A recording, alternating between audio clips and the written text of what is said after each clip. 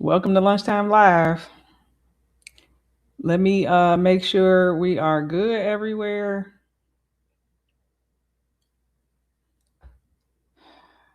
Let's check. I don't know why I feel weird today. I haven't been live in over a month. And I'm like, how do you do this again?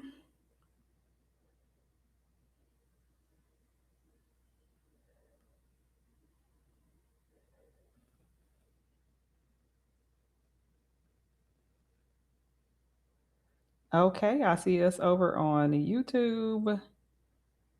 Let me check for Substack. And then I'm gonna wait for some of y'all to pop on in. And we're gonna get started. We talking about the work by choice journey. And if you're here, pop in the chat for me. You can hear me and see me okay. Pop in the chat where you are in your journey. Are you curious, planning, or making moves? Curious, planning, or making moves in your work by choice journey. Let me check Substack.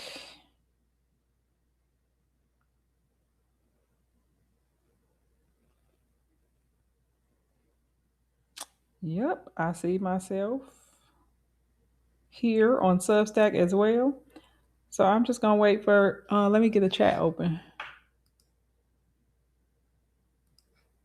Oops.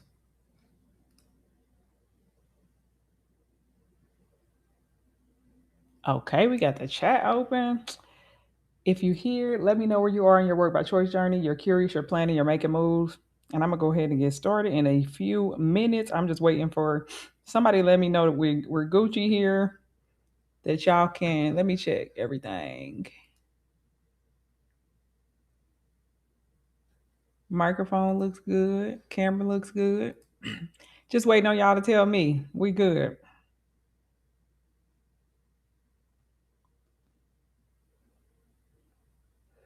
There y'all are. Where are y'all in the work by choice journey? Y'all curious, planning, or making moves? Let me know so I can know y'all can hear me and see me okay. And then we going to go ahead.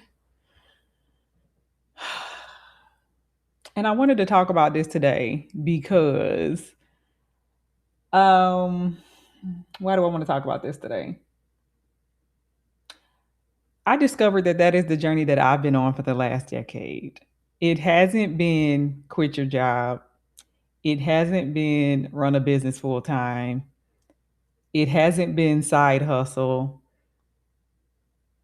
It's been how do I make sure one paycheck isn't the end all be all for me? And when I say paycheck, it it extends to business as well. Because some people, who are familiar with my story, hey Deshay, she says she's planning. Everybody else, let me know. Curious, planning or making moves. Where you at in the journey?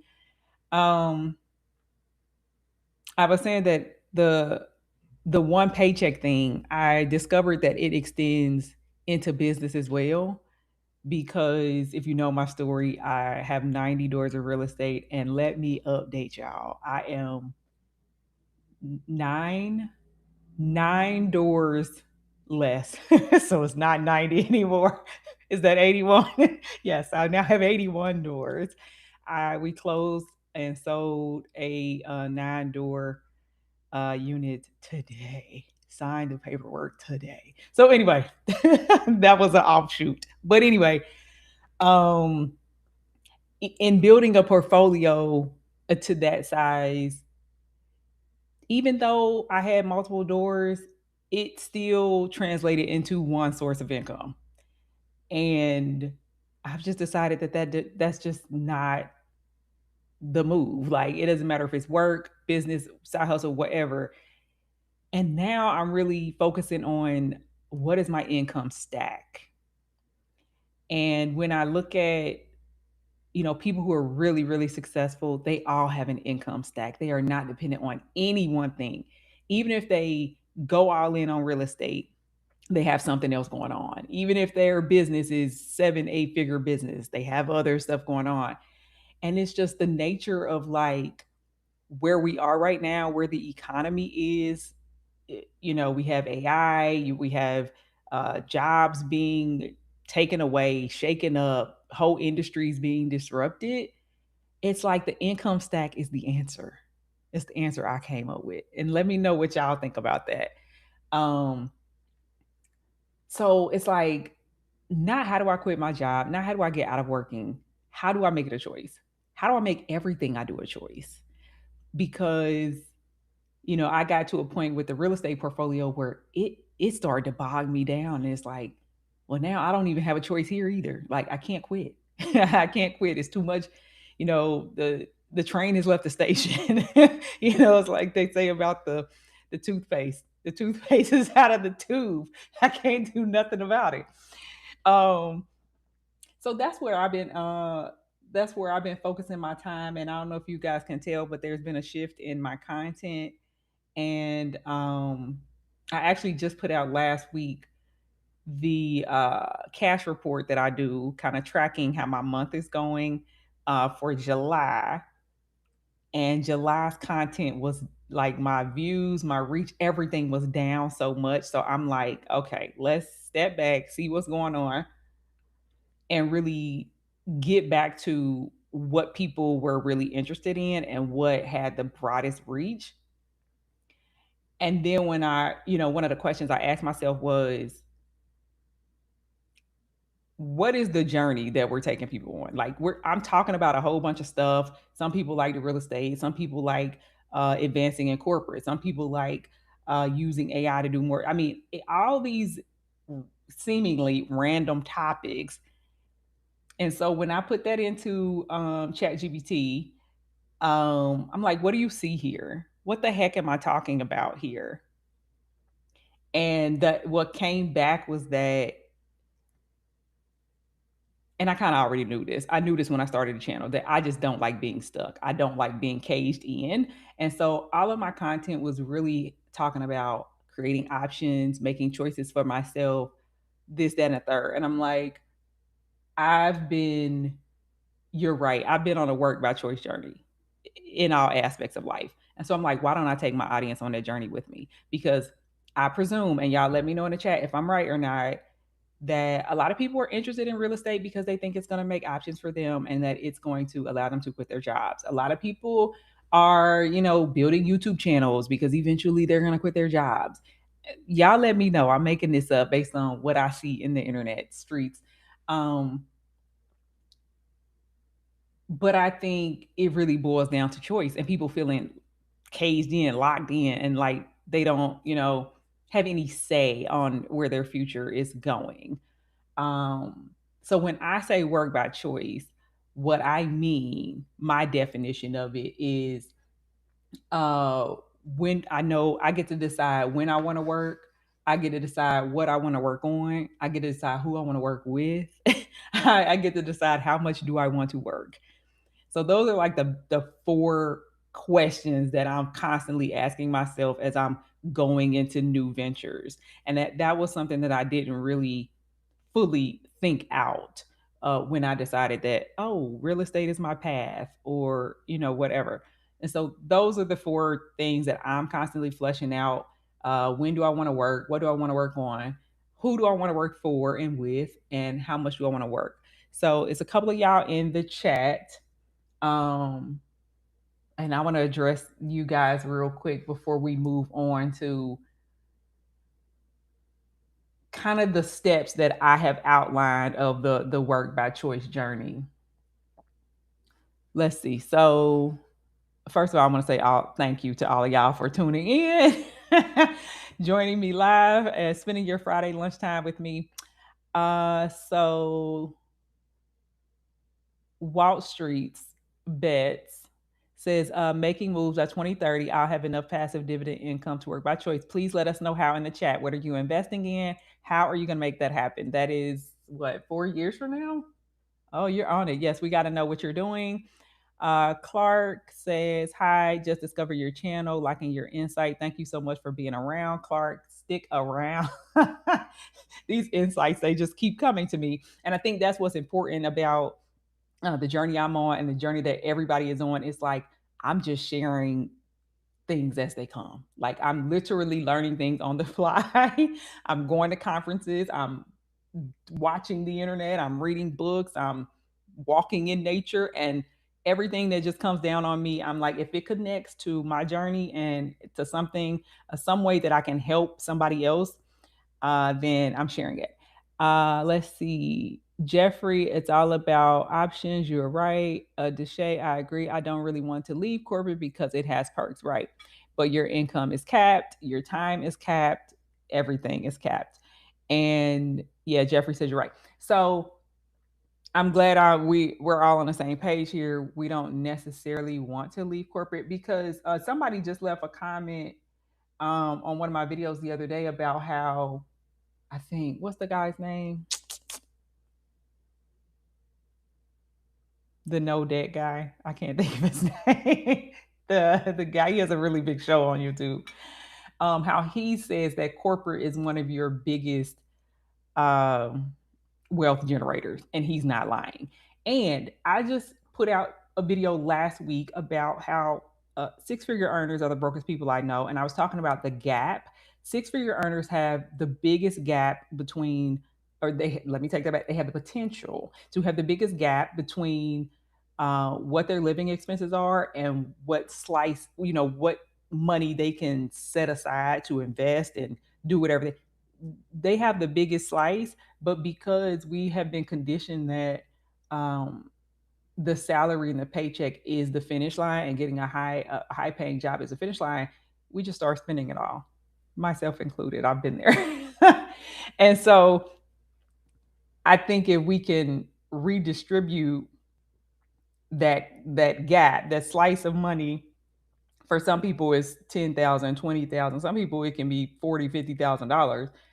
If we could redistribute that, we could stop um, capping our own income, so to speak, and we can start making that gap work for us. So I think the first thing on the work by choice journey is that you have to wake up. And for me, that wake up came through layoffs. And let me know in the chat what woke you up, if you are woke yet. But it's always something. It's always some sort of spark that helps you realize that, hey, although corporate has its perks and it's been great, uh, there's some downsides as well. And so either you've been laid off, somebody you know been laid off, something has happened, and you're like, I have to be able to protect myself. And I think that's where I come from, a place of self preservation. Like, just in case anything happens, I want to be able to continue on. And so the first step after you've woken yourself up, the first thing you got to do is find your bridge. You have to figure out a way to um, create income for yourself. And I always say it's very interesting that, like, back in the day before everybody was going to college and before just going straight into corporate was the path forward, everybody had a trade. Everybody had the ability to go make money. Everybody had it, and now nobody has it. Now it's like the only way to go make money is to go find a job and to get somebody else to pay you. And I think, you know, with jobs potentially becoming less available, I think that we got to go back. We got to go back to that core skill of, if the one employer that I have, if they stop paying me, if they decide to go in a different direction, what am I going to do? What direction can I go in? Like, am I still going to be able to eat?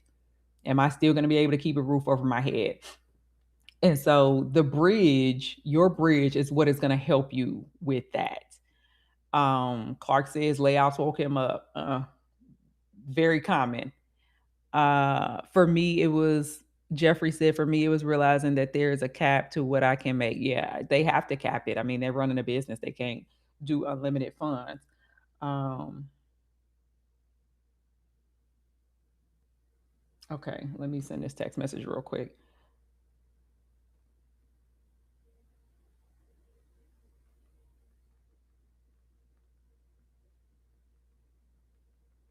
He don't have to do that right now. Okay. Uh, I was talking about the bridge. So yeah, the bridge is what are you gonna do? And so for me, and when we go back to the income stack, um, the bridge can be AdSense on YouTube. The bridge can be revenue from your rental properties. The bridge can be you started a consulting business and now you're providing a service to people. You know, the bridge is some way that you can earn independently. Drop I know how to earn independently in the chat or I will know how to earn independently in the chat because I think that's the most valuable skill. Like to keep it a buck with you, like forget everything else everybody's talking about. Like the bridge is what gives you the confidence that like if ish hits the fan and I got 30 days to go make something happen. I got 90 days, I got a severance package. I got 90 days to go make something happen. Like if another job doesn't show up, I'm going to do X. So that's what the bridge is.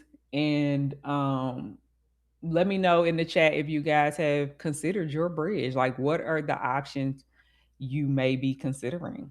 Like what may you do? Deshay says, for me, it was the length of time it takes to get promoted, layered with the state of the economy. You bring up a very valuable point. This pro promotion thing, it is not guaranteed. I was actually talking to one of my coworkers just yesterday, and she was a little upset about she doesn't see a trajectory in her career. She's like, what is the next step for me? Like, how am I going to elevate in this role? I don't see a path. And I've been there. I was once climbing the ladder, very, intently climbing the corporate ladder. But then once I woke up, then I started to realize that like once you start building your own bridges and you start to know that you can earn independently, all that anxiety about who's going to promote me, when, where, how, it's gone. She's like, Jerry, you're not concerned? No. I'm not concerned because I have shifted my perspective from this is the only way I can find fulfillment and income and importance and whatever else you want to if I'm this is just one avenue and I can also use other avenues to fulfill me in other ways, right? Like if you're looking for promotion, if you're looking for um an increase in responsibility, you can go make that yourself. And I couldn't really say that to her because you have to be, ginger. I don't want to be um, known as the person who's telling everybody to disregard their careers. I'm not saying disregard your career, but I know for a fact if you are busy off creating your own bridge and you have a distraction, sometimes your job it can just do what it's supposed to do, and that is just enough. Like I do feel bad for people who are sitting in their corporate careers and they're unfulfilled and they just essentially wasting time waiting on somebody in corporate to make it right. And what I did explain to my coworker is that it is not in your company's best interest to move you around. Like, let's be clear.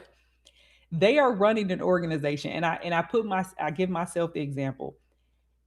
When I find a good maintenance man, it's not in my best interest for him to go work somewhere else, or for him to say, "Oh, I'm interested in finance now. Can I help you out with your finances?" That's not in my best interest. So I'm not necessarily going to encourage that. You know what I mean? So corporate is the same. They have slotted us all in roles that serve them, and they want you to serve in that capacity for as long as possible. And so, what I actually told her, now I'm getting into my career coaching space, but what I actually told her is that you need to go find a bigger gap.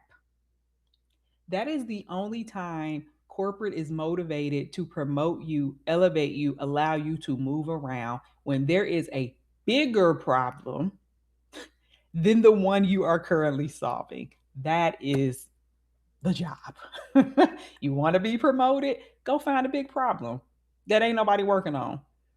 Because it's a lot easier to go that route than to wait for somebody to retire, than to wait for a role to be created. Why would they do that? No, you have to take control and keep your eyes on the head on a swivel. What are the huge problems right now that I probably could step into? And sometimes you got to do it without being paid. Sometimes you got to do it. And then that's your evidence, which is my next point, is creating proof and evidence.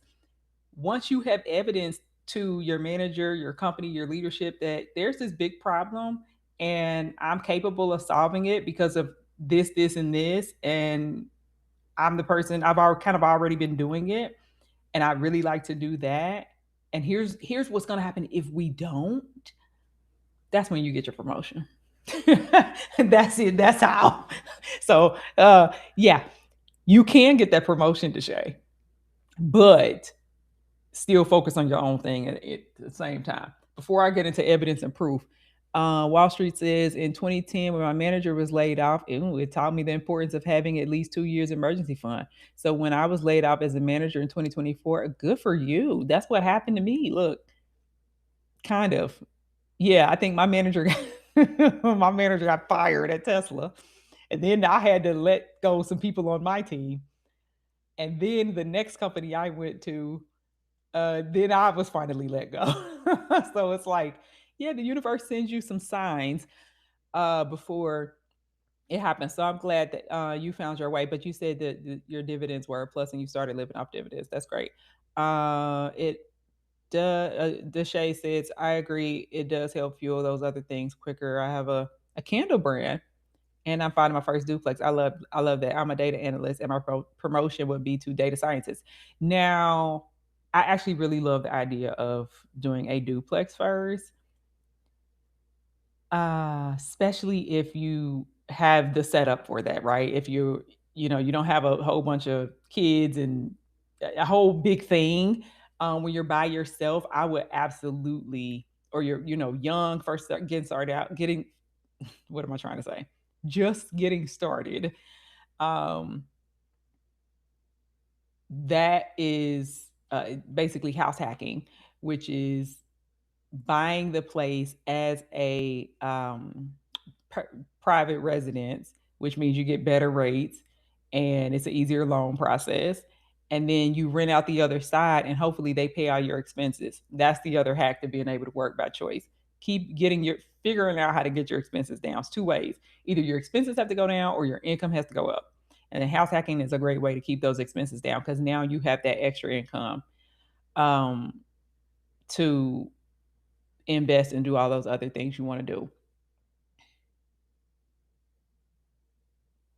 Yeah, what are the requirements to go from analyst to scientist? I'm interested in that. I don't know off the top of my head, but it seems like that might be an area where it's just doing a better job, be getting faster, helping them see things before it hits the fan. So back to what I was saying about creating the proof. And what I was sharing with my coworkers in her scenario is that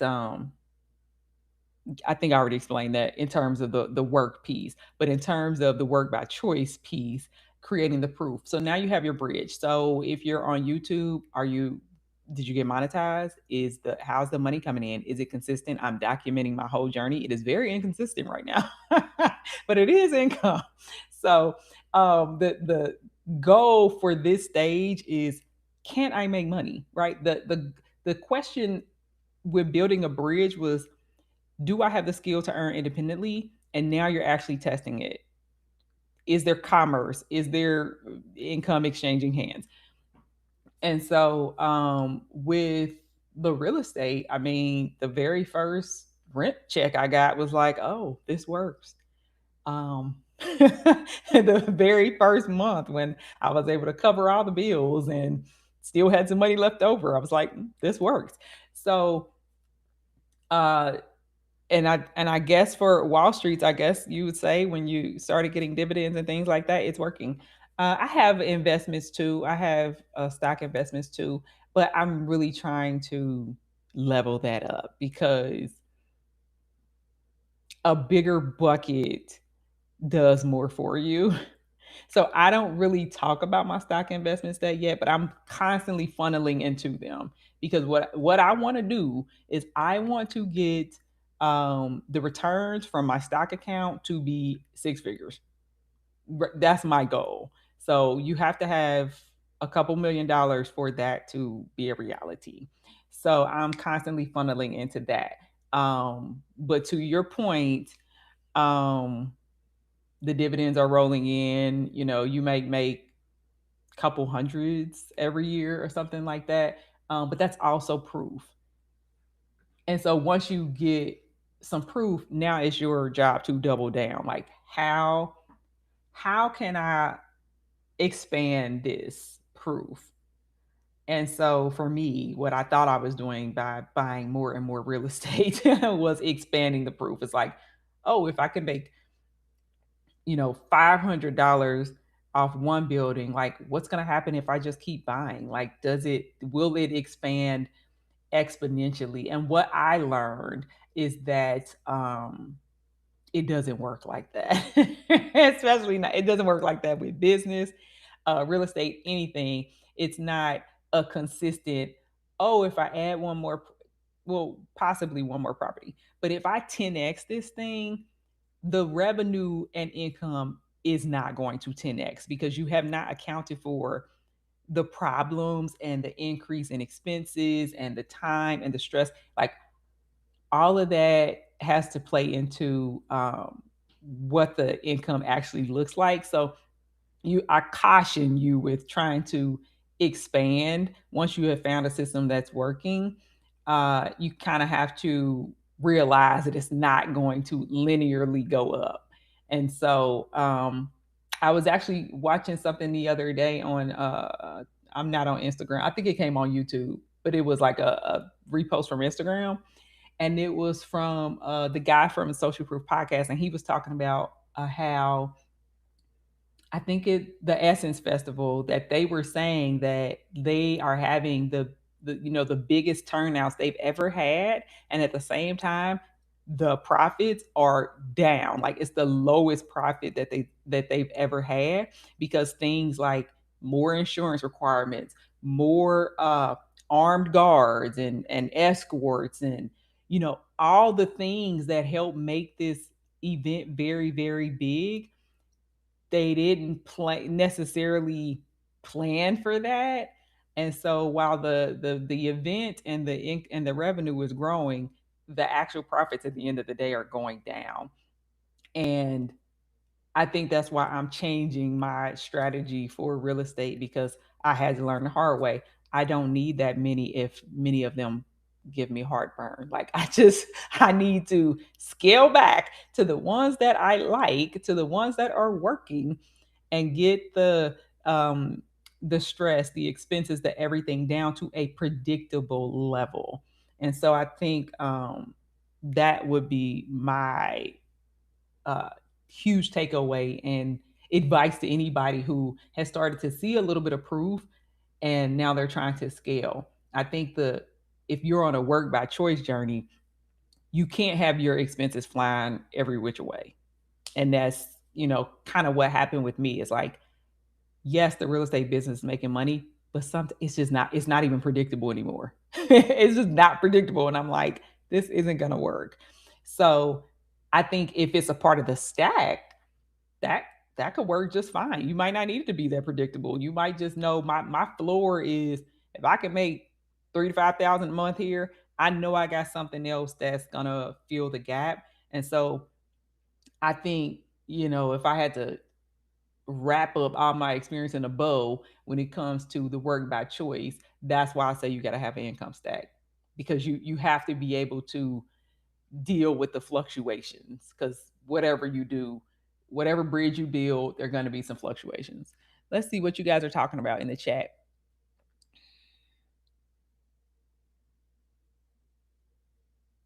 Okay, so Deshay is saying she just needs some more experience. You know what I would do? I would job hop. Like this is a situation. If you want to go to the next level, you just put that on your resume and you go to the next job and say you've already been doing it. That's how you get a promotion real quick. Is YouTube content creation worth the effort to you being that you have a full-time job in real estate? I would say 100%. And what I like about content creation on YouTube specifically, I don't do short form, is that YouTube videos last forever. And so it's like, think about the last time you were swiping through YouTube and a video from last year popped up. And so it's like you create it once and it lasts forever and it helps fund your option stack. 100% worth it. I think it's much less sweat equity involved than the real estate for sure. Every single month for real estate, I got to close the books. I got to look at who didn't pay their rent. We got to start the 3-day and eviction notice process.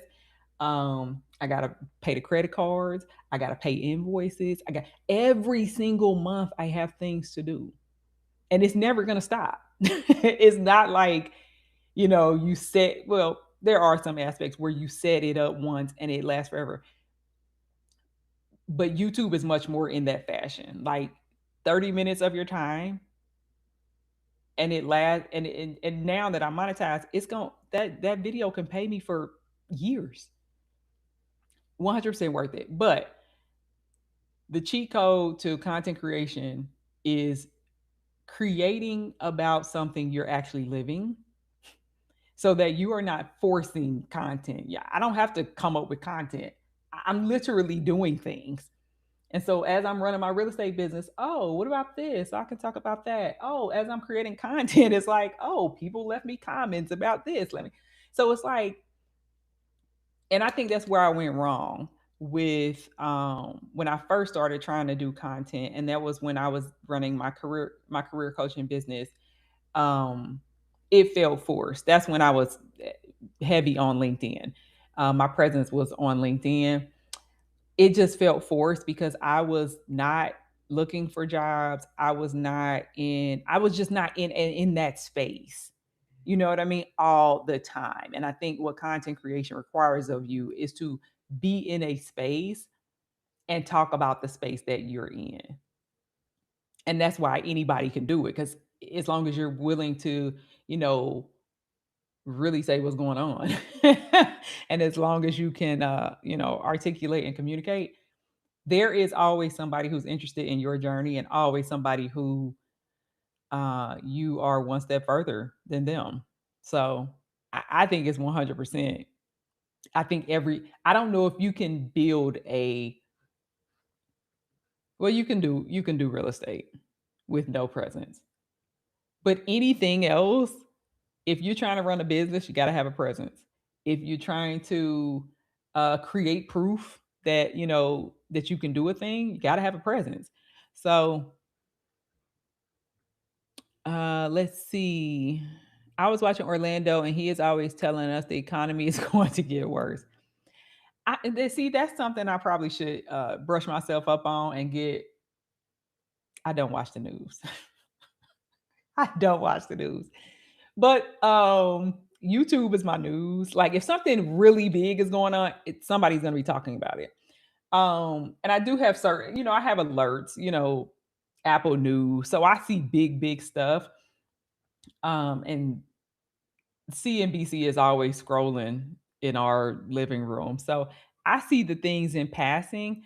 I don't know what's going to happen with the economy. And that's even more of a reason why you got to figure out what you're going to do. Like, none of us know. Every time the president changes, the economy is different. I mean, new technology. And so I take a position of, I guess, offense. Like, I feel like trying to game the economy is defense. Like, if they do something, then you do something. If they do something, you do something. It's like you're never going to be settled. Um, and so I'm like, forget the economy. It doesn't matter. It doesn't matter who the president is. It doesn't matter if groceries are high. If I know how to go earn independently, I'm always going to be okay. That's my perspective. It may be I've been told that I have this delusional optimism thing going on. But it works. It's like if I think that I can do a thing and I actually can put forth the effort and make myself do a thing, I can't worry about the economy. Like all I can worry about is what my bank account says and what what my um what was the word I was about to say that's not even true? Net worth, which changes all the time. That's the perspective I take on that. Um, but I do think people like Orlando sharing that information, I think is good to hear because I do think it allows you to um pick a position, but those things they change so frequently. Like you kind of got to have your own north star. Initially before dividend investing, and I keep forgetting to show these comments. My bad, y'all. Let's see if I can do this one. Okay, initially before the dividend investing, I wanted to get into real estate, but I realized I could use my dividend income to help fund my real estate investments later. Plus, real estate is a lot. It is a full time. And thank you for saying that because a lot of people come in my comments saying that I'm doing real estate wrong. And that's probably a tenth, maybe 20%. The 80%, they fully agree with me. And I'm like, I can tell who's actually in the business. I can tell who actually has the experience because they know, like, she's not lying. It's hard, it's full time, it's, it's just, it's a lot more than the average person expects when all they want is some extra income every month. So, Um, I like that idea though, using dividend income to fund real estates, but I'm at real estates. I'm actually doing the opposite. I'm using real estate to fund my investments. And I'm glad I did it that way. I know Deshay said she was gonna house hack. Like it opens up so many more doors for you because you buy the house and now you got the appreciation working for you. And maybe you can take out home equity line of credit, or now your options are endless. You can do whatever you want to do and start to operate as your own bank. So I do think it's a valuable resource. I don't want to say I don't. I just think that before you try to scale or before you try to quit your corporate job for it, you got to have certain things in place. I agree. I talk about real estate, the markets, and what I'm personally seeing when looking for a house. The American economy may get worse, but not globally. Yeah, I mean, that's a good point. It's like depending on who's speaking, it may be good, bad, or indifferent. But there will always be some money moving around, trust. Oh my goodness. I watched the best live yesterday. Iyanla Van Zandt is my big sister in my head. Her live yesterday was, I don't even know what it was titled, but her hook was there is no shortage of money. There is no shortage of money. She was talking about how five states are suing one corporation. I think it's an AI corporation. How they're suing the corporation for $2 billion. And she's like, where do you think they got that $2 billion from? From us. I feel like there is no shortage of money. So, economy bad, whoever, whatever, do whatever you want to do. There is no shortage of money. You just got to figure out what your bridge is, how you're going to go get it, how you're going to maintain it. That's it. That's it. That's all. You're right. Let's see. Why worry about the economy? Just execute. The economy is going to be the economy. If you stay in the office and stick to your strategy, you'll be good regardless. I mean, say that. So I want I want to know from y'all what Yes. Just confirming that real estate is a full-time job. You have to manage your time, and resources and other people's time and all that. But I want to know from y'all, as y'all think about not depending on the economy, not depending on the economy, not depending on one source of income. What are the sorts of things that you guys are interested in doing? What are you trying to do? How are you building your bridge? What proof have you already created? I mean, and this is I go live because I like to chit chat with you guys and like see what's going on in the community, see if we can help each other.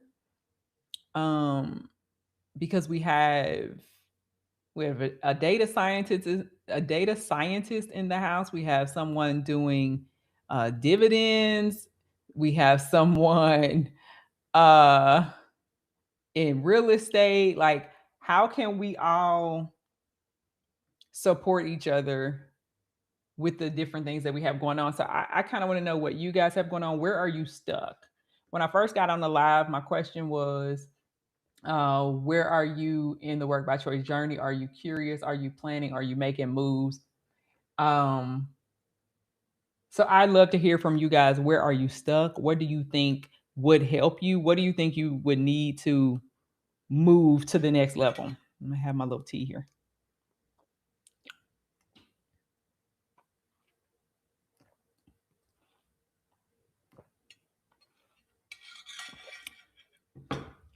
And I'll see what y'all come up with. I did have another question though.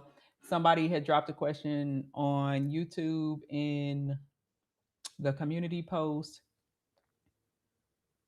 Capital Steps Free says she's a big fan of my page. Thank you so much. I would like to know if you would recommend short-term rental because that is what I have. And we haven't talked about that much here. I don't have any short-term rentals, so I'm only guessing.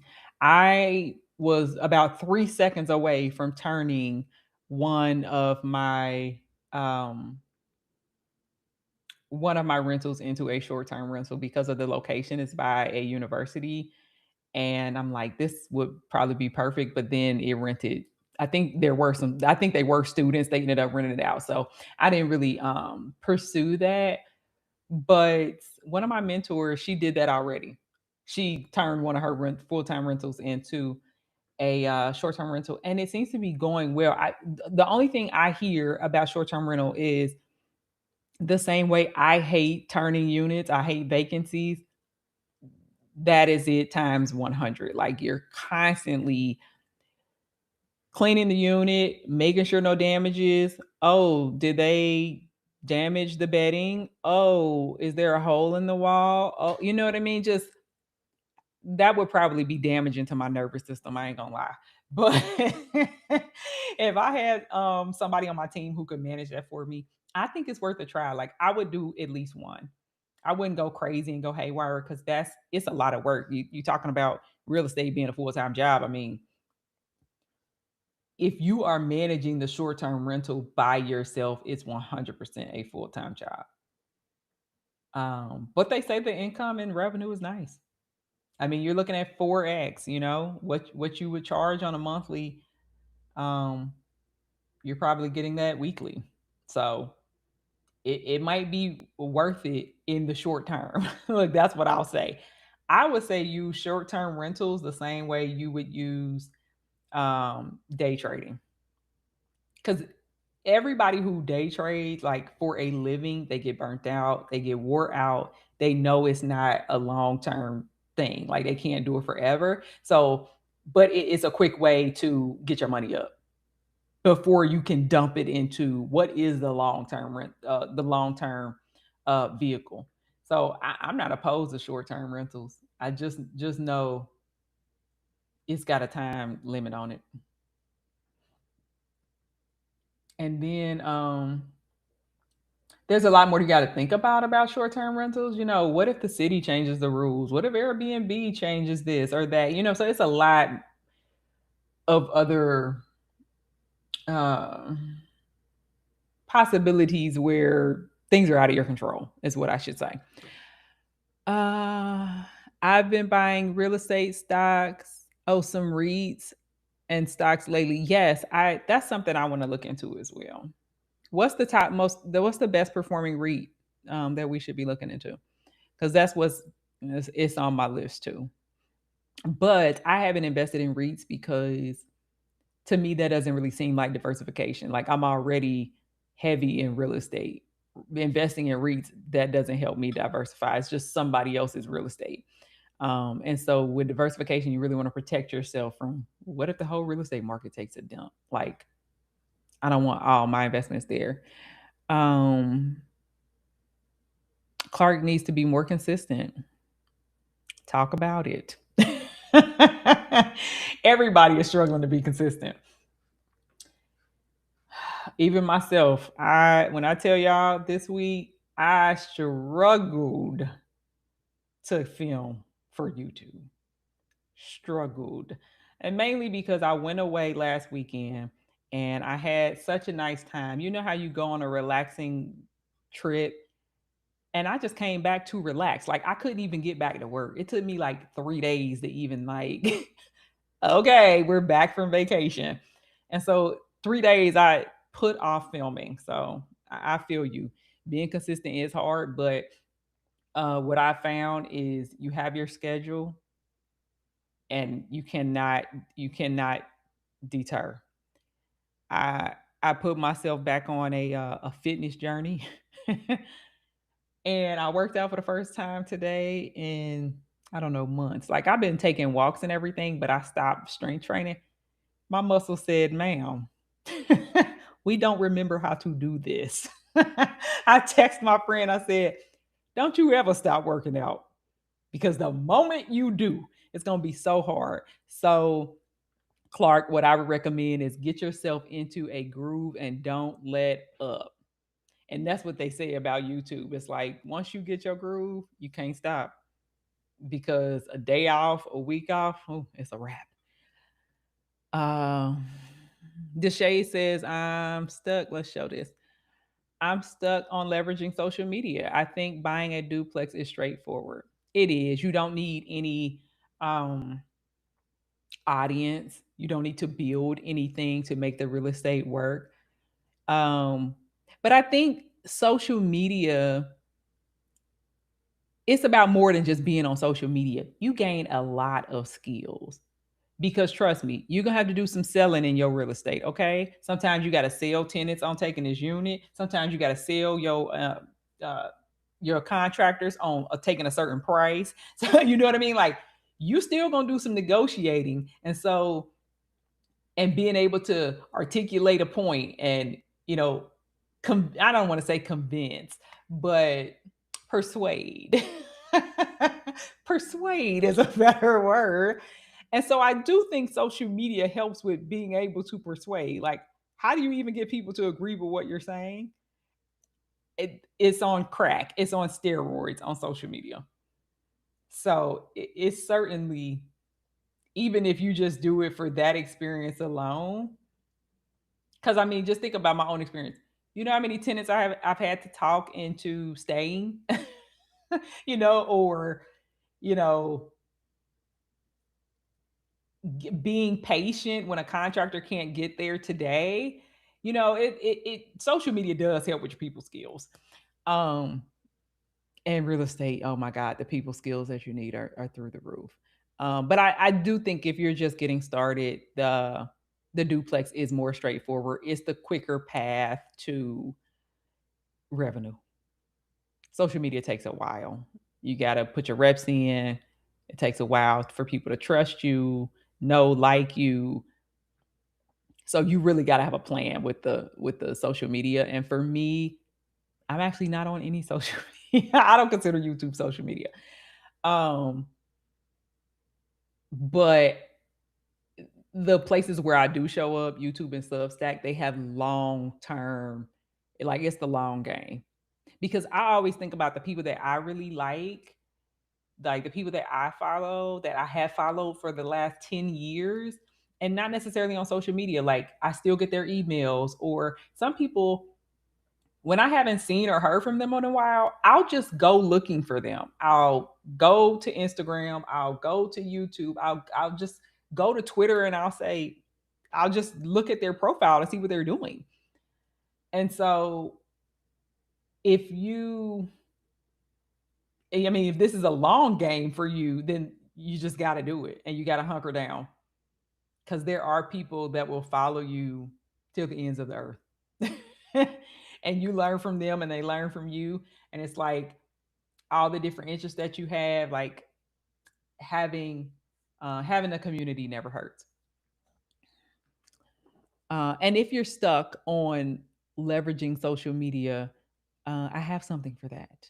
I have a um, a master class that I did on that to help out, but it depends on if you're doing long form or short form.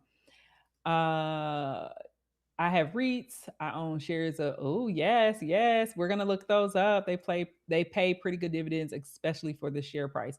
Thank you for telling us exactly where to look. I'm actually gonna look at those today because that's REITs is actually something that I'm interested in. See how we got a community going here. I was thinking about building on Substack about books because I like reading literary fiction. I could create data scientist content, but and see that's the thing. You could create data scientist content, but is that what's keeping you up at night? Like I'm in the shower trying to figure out my work by choice. Like don't nobody have to motivate me to talk about that. The data scientist thing is like that's the equivalent of me being a career coach. I could be a career coach. It was fun temporarily, but it was no long game there. I think the what you're saying about books, like your interest in books, like that has legs. It has long term uh, interest from both you and other people. Hell no. Yeah, don't. But I do think that's a mistake where people get stuck with the social media thing. Is they take what they're doing at work and for some reason they think they're gonna want to talk about it on social media. No, you're not. No, you could, but you don't want to. And once it gets too forceful, you're gonna bow out. Um, so let me check all the channels. Y'all go ahead and drop y'all's final questions. We coming up on an hour here. What was I supposed to share with y'all? It sounds like most of y'all got y'all stuff together, but I know it's some of y'all here lurking who ain't said nothing. We love y'all too, and for y'all who haven't said where you are, I'm gonna go ahead and let me just drop my link because I have, as I'm on the work by choice journey, I have been creating different resources for every step of the way. So if you're just waking up and you're trying to figure out how to get your money together, like you don't even know how to, you want to buy real estate, you don't even see a path forward because you got to come up with down payment, you got to come up with something. Um, I have the cash kit. So go to my link. It's on the cash kit. The Shay just asked about the master class. The master class is there every as well. Everything I have is on that one link, which makes it easy for me. Um, the master class will be really good for you, Deshay, because I talk about how to differentiate yourself. Like you want to talk about reading on Substack, which could potentially be a high competition avenue. But in the master class, I share how to find something that makes you unique and how to actually stand out. Because for me, like I didn't want to talk about real estate at first because I felt like it's tons of that content everywhere. But then I figured out my unique perspective and my unique voice, and now I'm growing. So the master class is there as well. It's called From Confidence to Cash. And what else we got? I got some other stuff there too, but I'm not gonna bore y'all with the whole thing. The link is there. Any final questions, you guys? It was so much fun today.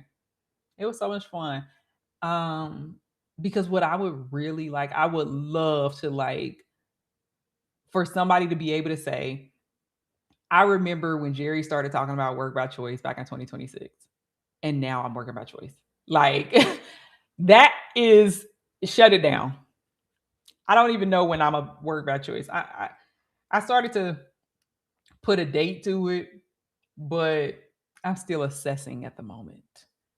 It depends on how my real estate shakeup goes and what happens with the stocks and how quickly I can get to my six figures in stock take home. So, but otherwise, like I told my employee, not my employee, my I, I've been on live too long because now I can't think of the words. My colleague, like I told my colleague, I'm content right now with my job and what it's providing, and so it allows me to focus on my other journey. So it looks like y'all are tapped out. No more questions. Um, what else? Stick around. Y'all know I drop videos on Tuesdays and Fridays. Uh, No video today. Today's live was the video, but I need to go edit the video for Tuesday because I was so slow all week. So I got work to do. Per usual. Thank you guys so much for joining. Um, I don't know how to say thank you enough. Drop comments. Let me know what you need. I can't wait to hear more about your journey. That's all I got for today, guys.